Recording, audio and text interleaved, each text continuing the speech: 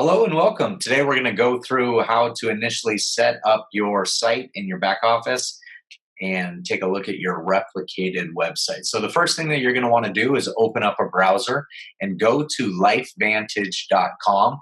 It'll ask you which market that you want to set up initially, and then that will default anytime that you go to your site after that.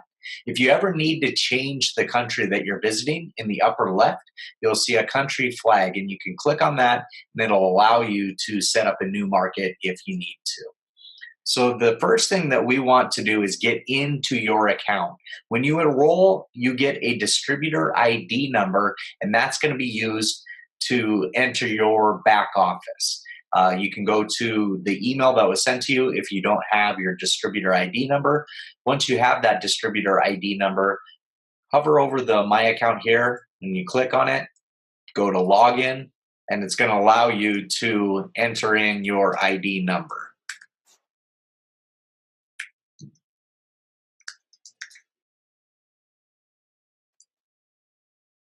So once you're in your back office, there's a couple things that you're going to see on this landing page. Now we're going to just go into your personal information to ensure that that's correct, and then make sure that your replicated website's set up properly. So when you hover over account services, you can go down to personal information, and we'll verify that this information's set up properly, and it'll also allow you to set up a image if you would like. So just verify the info on the left here. And then if you want to upload an image, you can do that right here. The benefit of adding this image is when you send somebody to your replicated website, it's going to not only have your name there, but it's going to have a picture that you uploaded here so they can verify that they're on your actual site. They'll see you and they'll know that they're in the right place. So to choose a file, you can click on this area here. And it's going to bring up your desktop or however it's set up for you. Find the picture that you want to put in there. I'm on my mom's site right now, so I'm going to put a picture here. There's me and the fam. Choose that picture, and then click Upload. And as long as it's under a megabyte, it'll allow you to upload that image there. And then the next thing that you want to do is make sure that you save the changes. Once you've saved the changes, it'll give you the information updated. If you need to go back in there, you can click on personal information. You're going to see now that we have that picture there. If you ever have to update your address, you can do that here, but it will not update the address on your subscription order. So make sure that you go through and update any subscription orders as well. And then as far as receiving messages both from LifeVantage and then also from your team, from your upline, you're going to want to ensure that these two boxes are checked as well.